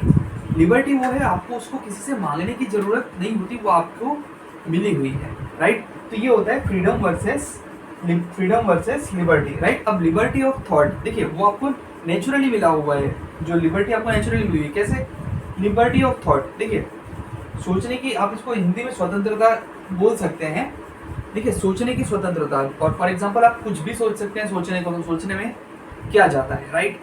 तो आपके सोचने पे कोई भी आपको रोक नहीं लगाने वाला कि आपने ऐसा क्यों सोचा या आपने वैसा क्यों सोचा, राइट? ये एनालिसिस व्यक्तिगत तौर पे आप कर सकते हैं, वो एक अलग बात है, लेकिन लिबर्टी ऑफ थॉट आपको है। एक्सप्रेशन, अब आपने कुछ सोचा, आप बोलने की नौबत आएगी तो सीधी सी बात है आप बोलोगे, तो अभिव्यक्ति की जो स्वतंत्रता आपको है, राइट? तो वो है लिबर्टी ऑफ एक्सप्रेशन। आपके मन में अगर ये काउंटर आ रहा है कि कुछ भी बोल सकते हो, तो वो अंत में आएगा, पर आप मुद्दे की बात है कि नेचुरली आपको बोलने की स्वतंत्रता है। बिलीफ, देखिए बिलीफ का मतलब क्या होता है, जब क्लास में मैं स्टूडेंट्स को, जब इसका जो यूपीएससी में सीसेट वाला पार्ट होता है तब मैं समझाता हूँ। बिलीफ का मतलब ये होता है कि आपने कोई बात मान ली है, ठीक है, वो सही है, गलत है, वो प्रूव हो या ना हो, लेकिन आपका अपना बिलीफ सिस्टम जो होता है उसमें आप बिलीफ लेके चलते हैं कि भाई अपने कई बिलीफ्स लेके चलते हैं। हो सकता है वो आने वाले समय में सही साबित हो या गलत साबित हो, लेकिन अल्टीमेटली आप उसको सही मानते हैं बिना किसी एविडेंस के भी। तो आपको बिलीफ रखने का भी हक है। इन केस कोई आपको बोले कि अरे आप ये बिलीफ कैसे रख सकते हैं, कोई एविडेंस है, तो बिना एविडेंस के भी आप कोई बिलीफ रख सकते हैं, राइट? जरूरी नहीं है ना कि हर बात के लिए एविडेंस दिया ही जाए, एविडेंस के बिना भी कुछ बातें सच होती है। आगे है फेथ, राइट। तो जो फेथ होता है, तो देखिए आपका क्या फेथ है, आपको क्या फेथ विश्वास रखना है या नहीं रखना है। और दूसरा वर्शिप के तरीके, राइट। आपके हिंदू के तरीके हो, मुसलमान के, या दूसरे जितने भी रिलीजन संस्कृतियां ले लो, उसके तरीकों में आपको स्वतंत्रता है, राइट। अब आगे देखते हैं हम। देखिए, liberty does not mean freedom to do anything but within the boundary set by the law. अभी हाल आ रहा था कि एक्सप्रेशन तो क्या कुछ भी बोल दोगे, राइट। तो लॉ की बाउंड्रीज है, अगर आप उस बाउंड्री के भीतर रह के बोलते हो तो ठीक है, उस बाउंड्री के बाहर जाके नहीं कर सकते, कुछ भी बोल सकते, राइट। तो ये बातें हैं, तो इन बातों को भी ध्यान में लेके चलिएगा। स्टेटमेंट ऑफ इट्स ऑब्जेक्टिव्स में हम अभी तक में जस्टिस और लिबर्टी देख चुके हैं। अब नंबर है इक्वलिटी का। देखिए, इक्वलिटी का आसान से मतलब, आसान भाषा में अगर हिंदी में भी अगर आप मतलब समझ लेते हैं तो वो है समानता, अर्थात कि इनइक्वलिटी, असमानता का न होना, राइट। अब देखिए, इक्वलिटी का एक सिंपल सा मतलब है कि absence of special privileges to any section of society and the provision of adequate opportunities for all individuals without any discrimination. अब देखिए, इसको बहुत आसान भाषा में समझते हैं। अब इक्वालिटी का मतलब ये नहीं है यहाँ पर कि कोई इंसान जो है करोड़पति है तो, और कोई अगर गरीब है तो वो गरीब उस करोड़पति को देख के बोले कि भाई उसका सारा पैसा मुझे दे दो, या उसके पास जितना है उसका आधा मुझे दे दो, इस तरह से बांट दो। ऐसा नहीं, या ये उस बारे में नहीं है। यहाँ बात ये है कि उस अमीर के लिए भी उतनी ही अपॉर्चुनिटीज अवेलेबल कराई जा रही है जितनी एक गरीब के लिए। तो इसका मूल आशय इक्वलिटी का ये है कि तुमको समान अवसर प्रदान किया जाएगा, राइट। जिससे कल को तुम सरकार को ये ना बोल सको, और सरकार को बोलोगे तो सरकार या न्याय व्यवस्था, संविधान तुम्हें सामने यही आंसर करने वाला है कि हमने तो तुम्हें और उसे दोनों को ही समान अवसर प्रदान किए हैं। तो इसका इक्वालिटी का मतलब यही है जो यहाँ लिखा गया है कि भाई किसी भी सेक्शन ऑफ सोसाइटी के लिए कोई प्रिविलेजेस नहीं है, यानी कोई विशेषाधिकार जिस कारण से वो विशेष रूप से आगे बढ़े जा रहे हैं। फिर आगे लिखा है कि प्रोविजन ऑफ एडिक्वेट अपॉर्चुनिटीज। मैं अभी हाल में जो बात कही थी कि अपॉर्चुनिटीज जो है, राइट, पूरी की पूरी जो अवसर है उसके लिए एडुकेट अपॉर्चुनिटीज रहेगा। कल को कोई ये बोल के ना खड़े हो जाए कि लायकात तो मुझ में थी लेकिन अपॉर्चुनिटी नहीं थी। For all individuals without any discrimination, her individual को अपॉर्चुनिटी मिलेगी कि ना बिना किसी भेदभाव के। ऐसा नहीं कि मेरा ये कोई नेपोटिज्म के भाई भतीजावाद की ये मेरा है इसको पहले अपॉर्चुनिटी देते हैं, ऐसा नहीं है, राइट। तो ये हुआ इक्वालिटी। अब इक्वालिटी में देखिए, ये वाले जो आर्टिकल्स है ये सारे के सारे आपके पॉलिटी मॉड्यूल में डिटेल में कवर कराए जाते हैं, इसलिए मैं इसकी डिटेलिंग में जाए बिना सिर्फ इतना कहता हूँ कि सिविक इक्वालिटी के लिए आर्टिकल देखा जाता है 14, 15, 16, 17 एंड 18। इकोनॉमिक इक्वालिटी के लिए आर्टिकल देखा जाता है आर्टिकल 39, और पॉलिटिकल इक्वालिटी के लिए आर्टिकल देखा जाता है आर्टिकल 325 एंड आर्टिकल 326। हमने प्रियम्बल के स्टेटमेंट ऑफ ऑब्जेक्टिव्स में जस्टिस, लिबर्टी, इक्वलिटी ये देख लिया। अब जो इसका एक अंतिम पार्ट जो है वो है फ्रेटर्निटी। फ्रेटर्निटी अर्थात बंधुत्व, भाईचारा, राइट। अब ध्यान से देखिए, फ्रेटर्निटी अश्योरिंग, ये आपको ये यही की यही लाइन लगभग यही यही जो है प्रियम्बल में देखने को मिलती है कि fraternity assuring the dignity of the individual and the unity of the nation. अब आपको लग रहा होगा कि मैंने ये पार्ट छोड़ दिया, इंटेग्रिटी, ये मैंने इंटेंशनली छोड़ा था ये बताने के लिए कि ये वाला पार्ट जो है 42nd कॉन्स्टिट्यूशनल अमेंडमेंट एक्ट जब 1976 आया, जब हमने प्रियम्बल में सोशलिस्ट एंड सेक्युलर टर्म जो है जो ऐड किए, जो नेचर ऑफ इंडियन स्टेट वाले पार्ट में, तब हमने objective of statement of its objective में फ्रेटर्निटी में इस जगह पर इंटेग्रिटी टर्म को ऐड किया था कि भाई fraternity assuring the dignity of the individual and the unity and integrity of the nation. अब देखिए, इसको हम आसानी से आसान भाषा में समझते हैं। देखिए, भाईचारा, भाईचारा का मतलब तो हम बहुत ही आसान भाषा में समझते हैं कि हम सभी भारतवासियों के मन में एक दूसरे को लेकर के एक सद्भावना, भाईचारा इत्यादि होना चाहिए। Fraternity assuring the dignity of the individual. देखिए, भाईचारे में आपको एक चीज ध्यान रखनी है कि भाई जो इंडिविजुअल की डिग्निटी को भी आपको ध्यान में लेके चलना है। दूसरा, and unity of the nation. अब देखिए, इंटेग्रिटी पे भी आते हैं। सबसे पहले तो यूनिटी ऑफ द नेशन मतलब देश की एकता। एकता तो हमें समझ में आता है, भाईचारा होगी तभी तो एकता होगी, राइट। तो वो होती है एकता, राइट, जुड़ाव, ठीक है। अब अंतर क्या है आपको वो भी हाल पता चलेगा कि ये इंटेग्रिटी शब्द क्या है। ये है एकता और ये है अखंडता, राइट। किसको खींच के अगर तोड़ने की भी कोशिश की जा रही है, अगर किसी एक मतलब किसी को हमने एक कर दिया तो वो कोशिश के बावजूद वो अखंड है, वो टूट नहीं रहा है, राइट। तो एकता और अखंडता, राइट, ये अंतर है इंटेग्रिटी में, ठीक है, इंटेग्रिटी ऑफ द नेशन।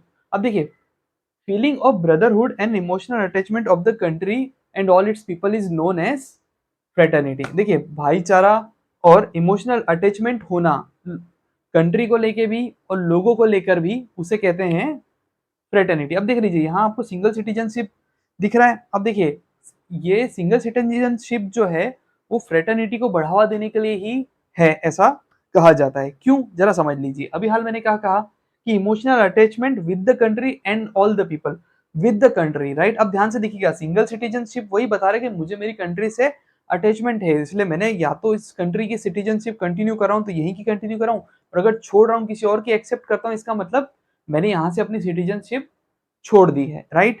तो ये होता है सिंगल सिटीजनशिप जो है वो फ्रेटर्निटी को प्रमोट करने के लिए है, भाईचारे को प्रमोट करने के लिए, अपनी कंट्री से इमोशनल अटैचमेंट को प्रमोट करने के लिए, राइट। अब देख लीजिए, अभी हाल आपने फ्रेटर्निटी जाना। अब एक चीज है कि जो फ्रेटर्निटी को बढ़ावा देने के लिए एक पॉइंट और है कि आर्टिकल 51A जो है वो फंडामेंटल ड्यूटीज, आर्टिकल 51A में जो फंडामेंटल ड्यूटीज आती है उसमें एक ड्यूटी है जो कहती है कि भाई it shall be duty of every citizen, यह हर नागरिक का कर्तव्य होगा to promote harmony and fraternity, अर्थात कि भाईचारा जो है और जो एकता, जो जुड़ाव है, उसको प्रमोट करना होगा, ये हर सिटीजन का कर्तव्य है, राइट। तो ये था fraternity. Is preamble part of the constitution, क्या प्रियम्बल कॉन्स्टिट्यूशन का पार्ट है, राइट। इतना पूरा पढ़ने के बाद, राइट, ये प्रश्न निकल कर आया। चिंता मत कीजिए, यही प्रश्न जो है सुप्रीम कोर्ट में भी आया, और सुप्रीम कोर्ट ने भी एक पिछले समय में कई बार इसे इसका पार्ट माना, तो एक समय पार्ट नहीं माना, तो एक समय आया कि कॉन्स्टिट्यूशन का पार्ट माना, राइट। सबसे पहली बात तो ये है कि पार्ट अगर माना जाता है तो क्या, और अगर नहीं माना जाता है तो क्या, इसे हम समझ लेते हैं। देखिए, अगर कॉन्स्टिट्यूशन को, मतलब अगर प्रियम्बल को कॉन्स्टिट्यूशन का पार्ट माना जाता है तो इसका मतलब ये होता है कि बाकी सभी पार्ट्स की तरह उसमें अमेंडमेंट किया जा सकता है। और अगर प्रियम्बल को कॉन्स्टिट्यूशन का पार्ट ही नहीं माना जाता तो इसका मतलब ये हुआ कि अगर वो पार्ट ही नहीं है तो सीधी सी बात है, हम उसे अमेंड भी नहीं कर सकते हैं, राइट। देखिए, हमारे भारतवर्ष में कानून किस किस प्रकार से बनते हैं, एक तो संविधान का आधार ले करके, प्लस हमारे वर्तमान समय की जरूरतों को ध्यान में रख करके इस प्रकार से कानून जनरली बनते हुए आपने देखे होंगे, राइट। कई बार कुछ करने के लिए तो कई बार कुछ न करने के लिए भी कानून बनाए जाते हैं। तो कई बार आपने ये भी सुना होगा कि सुप्रीम कोर्ट में कोई मामला पहुंचा और वहां से कोई जजमेंट निकल कर आया, तो वो जजमेंट भी अपने आप में वो प्रीडिसेसर बन जाता है कि अगले आने वाले जजमेंट्स के लिए, राइट। और उन जजमेंट्स के आधार पे भी कई कानून बनकर निकल कर आते हैं, या समझ लीजिए वो जजमेंट भी कानून ही बन जाते हैं, राइट। तो आपको ये कुछ इंपॉर्टेंट जो कानून है, कि जो कुछ इंपॉर्टेंट सुप्रीम कोर्ट के जो जजमेंट्स है, landmark judgments of the supreme court करके पॉलिटी में एक मॉड्यूल पढ़ाया जाता है जो आपको पढ़ाया जाएगा, जिसमें वो सारे केसेस कवर कराए जाएंगे। अभी के लिए हम प्रियम्बल के कंटेक्स्ट में अगर बात करें तो बेरूबारी यूनियन केस 1960 में जब ये कोई एक मामला सुप्रीम कोर्ट में पहुंचा, राइट। अभी आप इस तरह से देख लीजिए, इसकी डिटेलिंग में अभी हम नहीं जाएंगे। उस मामले में ये बात निकल कर आई, सुप्रीम कोर्ट ने ये जजमेंट दिया कि no, preamble is not the part of the constitution, hence it can not be amendment like the various other parts of the constitution, right, like various other parts of the constitution. दूसरे parts की तरह इसको हम amend नहीं कर सकते क्योंकि ये पार्ट ही नहीं है, राइट। केशवानंद भारती केस 1973। अब आप ध्यान से देखिएगा कि 19, अब आपको इतना तो पता चल चुका है कि प्रियम्बल में अमेंडमेंट हुआ है 42nd अमेंड 42वां 42nd constitution amendment act 1976, right. ये अमेंडमेंट हुआ, आपको इतना तो आइडिया आ ही चुका है, तो इतना आपको पता है कि अमेंड तो हो सकता है, राइट।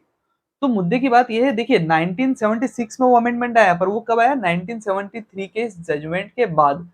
केशवानंद भारती केस जो सुप्रीम कोर्ट में पहुंचा था, उसमें देखिए वो क्या केस था वो हम उस केसेस में डिस्कस कर लेंगे। अभी आप इतना बस ध्यान रख लीजिए कि केशवानंद भारती केस जब 1973 में जब कोर्ट में पहुंचा तो कोर्ट में जो सुप्रीम कोर्ट ने माना कि yes, preamble is part of the constitution, right.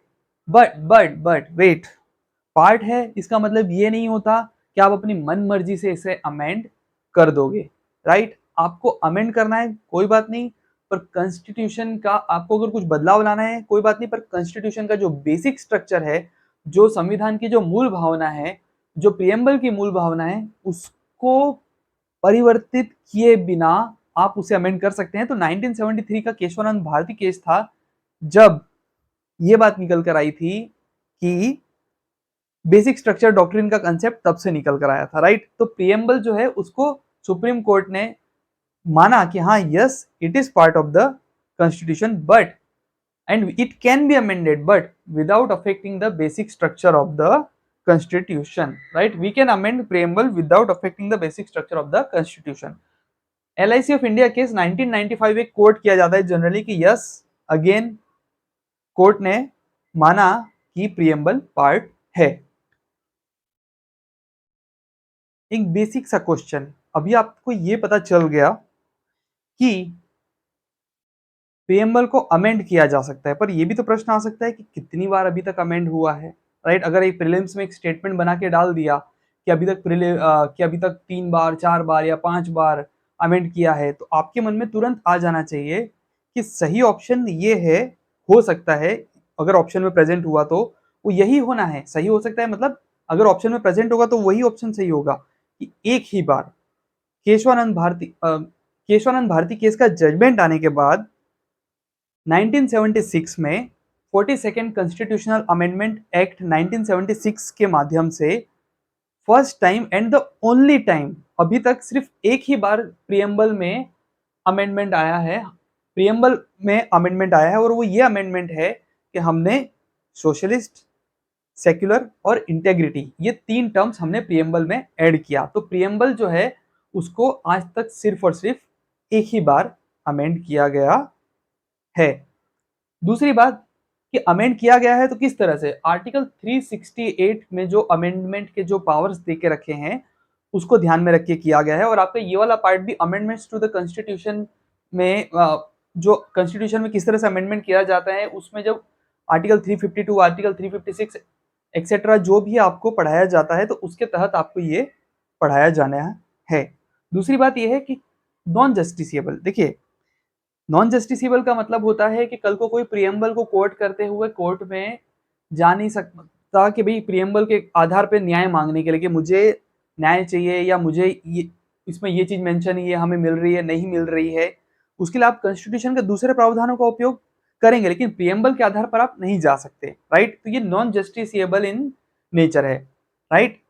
लेकिन अगर ऑप्शन में आपसे पूछा जाए कि इस प्रियम्बल जस्टिसिएबल इन नेचर, तो आप कहोगे कि no, it is non justiciable in nature, right. लेकिन एक अगर प्रियम्बल में ऐसा ऑप्शन में ऐसा मौजूद हो कि प्रियम्बल जो है वो कोर्ट्स के द्वारा इंटरप्रिटेशन के लिए उपयोग में लिया जाता है, तो यस, कई प्रकार की बातों को इंटरप्रेट करने के लिए सुप्रीम कोर्ट या जो वेरियस कोर्ट्स हैं वो प्रियम्बल की हेल्प लेती है कि भाई प्रियम्बल में ये चीज मेंशन्ड है एक्सेट्रा।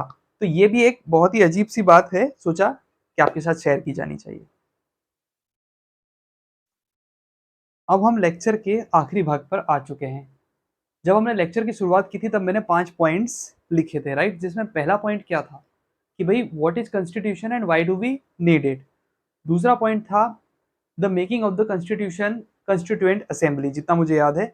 तीसरा पॉइंट था कि भाई objective, what is objective resolution, right. और चौथा पॉइंट था कि भाई प्रियम्बल के बारे में कि भाई all you need to know about preamble. और पांचवा पॉइंट था मिसेलिनियस। अब हम उस पांचवें पॉइंट की ओर आ चुके हैं, मिसेलिनियस, कुछ छुटपुट जानकारियां। देखिए प्रियम्बल और उसके जो बाकी के जो पेज है जो ओरिजिनल कॉन्स्टिट्यूशन के, राइट, ओरिजिनल कॉन्स्टिट्यूशन इसलिए क्योंकि उसके बाद में कुछ पेजेस निकाल दिए गए थे जो एडिटिंग वगैरह हुई थी उसमें, कि preamble and all other pages of original constitution designed and decorated by was renowned painter Beohar Ram Manohar of Jabalpur. मान लीजिए कभी एक स्टेटमेंट बना के डाल दिया कि भाई renowned painter Bihar Ram Manohar of Jabalpur ने प्रियम्बल के और जो दूसरी जो डिजाइन और डेकोरेशन दूसरे पेजेस के कॉन्स्टिट्यूशन के ओरिजिनल कॉन्स्टिट्यूशन के किए थे, तो आप उसे सही करेंगे।